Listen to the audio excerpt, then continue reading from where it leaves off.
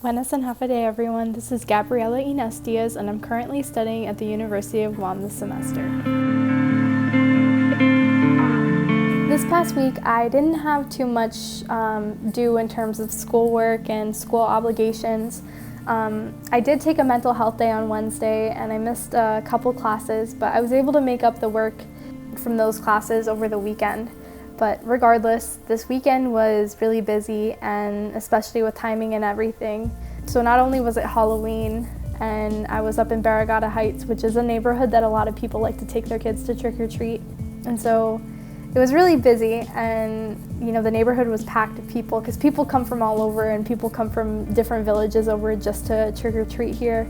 So it was my first time being here and seeing how Halloween is celebrated here, and just how many kids are coming to Barragata Heights during Halloween.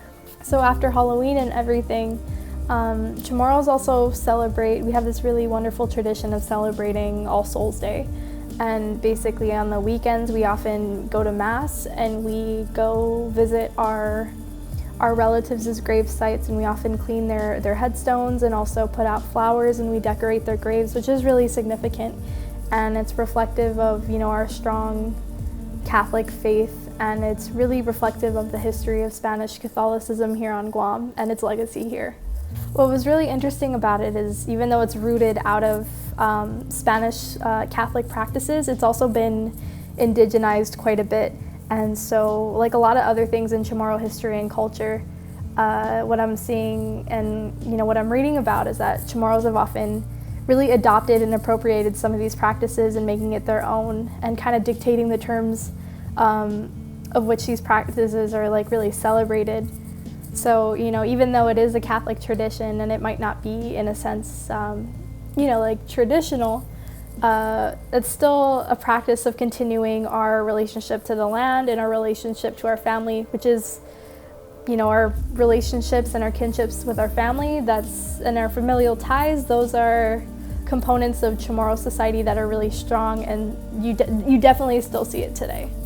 So this past weekend, I went with some of my aunties on my dad's side of the family to visit my Filipino grandfather's grave, and we put out flowers down in the south part of the island where he's buried. And then on Saturday, I went to my grandmother's, my great-grandmother and my great-grandfather's burial sites in Agana with my auntie on my mother's side. And we also put out flowers, and they hosted an All Souls Day Mass ceremony, and that was held outside. And so a lot of Chamorros were out there with their loved ones, visiting their families' burial sites. And so when you visit these sites and you see Chamorros and Filipinos really practicing this, but it's involved in a way that's specific to being here on Guam and for different communities, and especially for the Chamorros, how we celebrate it. It's really cool to see how that really emerges, and just the making sense of Chamorro identity and colonial histories here, being as Catholicism was brought by our Spanish colonizers in the 1500s. All in all, this week was really laid back, and even though I was attending these these really religious and cultural gatherings, a lot of my time was really consumed by homework and preparing for final projects and research presentations and research papers that are going to be due these next couple weeks, actually. So I guess on that note, I'd like to end off this week's video by saying Saina Masi all for watching. Please like and subscribe to the National Student Exchange Program for more content, and I'll see you guys next week.